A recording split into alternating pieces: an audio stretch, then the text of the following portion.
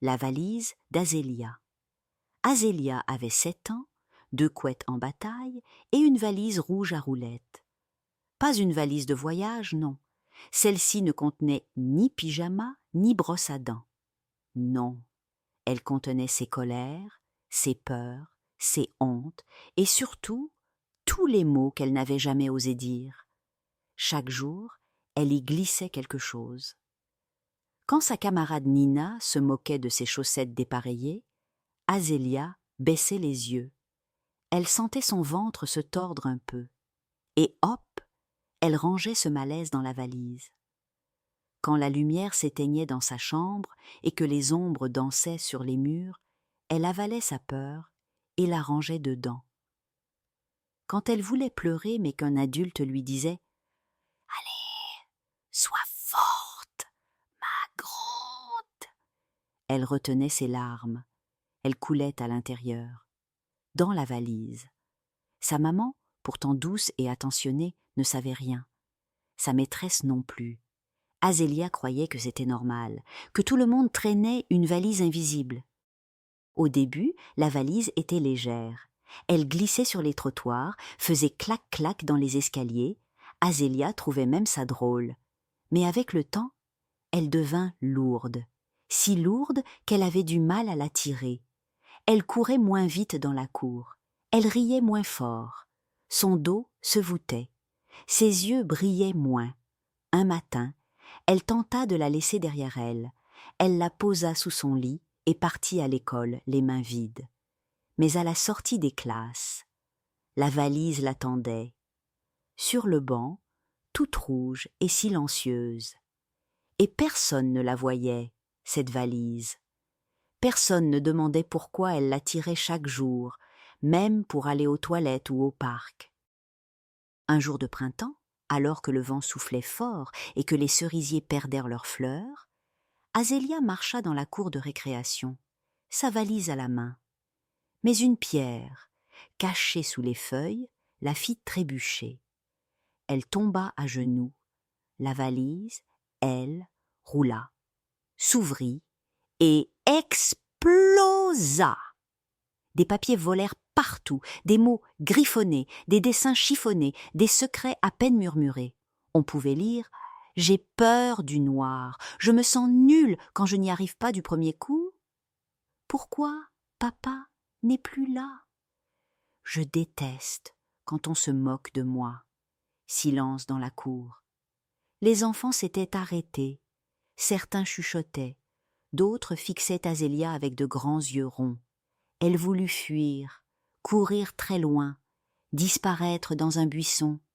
Mais une petite fille s'approcha. Elle avait une barrette papillon dans les cheveux et un regard doux. « Moi aussi, j'ai une valise, » dit-elle simplement. « Elle est bleue. Je la cache sous mon lit. » Azélia leva les yeux, surprise.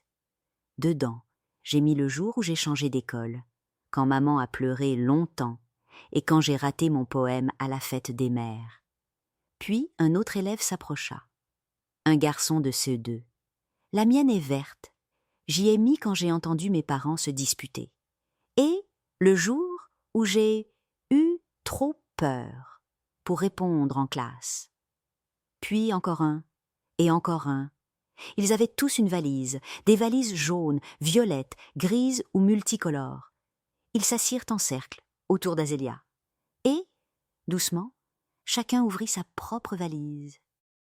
Ce jour-là, la cour de récréation se transforma. Les enfants firent des dessins de tristesse, des mimes de peur, des poèmes de solitude. Ils tapèrent des colères sur des tambours de gym, ils chantèrent des refrains tristes qui finissaient en éclats de rire. Ils partagèrent des silences. Ils écoutèrent sans juger. Même les plus timides finirent par dire un tout petit mot, mais c'était déjà immense.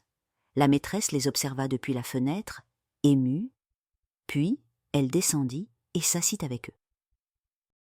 « On va créer un endroit pour ça, » dit-elle, « un lieu pour poser nos valises quand elles deviennent trop lourdes. » La semaine suivante, une salle fut ouverte à l'école.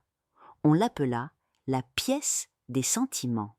Dedans, Il y avait un mur à craie pour écrire ce qu'on ne sait pas dire, des coussins géants où crier sans faire peur, un coin pour dessiner ses émotions, une boîte aux lettres pour écrire à quelqu'un qui nous comprend, un panier de souvenirs heureux à piocher et un lit en mousse pour se reposer. Azélia y allait souvent. Au début, pour pleurer un peu, puis pour aider les autres. Elle avait peint sa valise en arc-en-ciel. Elle y rangeait maintenant des mots doux, des souvenirs heureux, des remerciements. Et chaque soir, avant de dormir, elle glissait un mot positif dans sa valise. Merci pour le câlin de maman. Aujourd'hui, j'ai rigolé très fort avec Noé. J'ai réussi à parler devant la classe, même si j'avais peur. Un jour, la directrice proposa à Azélia de parler devant toute l'école. Azélia hésita. Son cœur battait fort. Mais elle accepta. Le jour venu, elle monta sur l'estrade avec sa valise arc-en-ciel. Elle inspira profondément, puis dit « J'ai appris que nos émotions ne sont pas nos ennemis.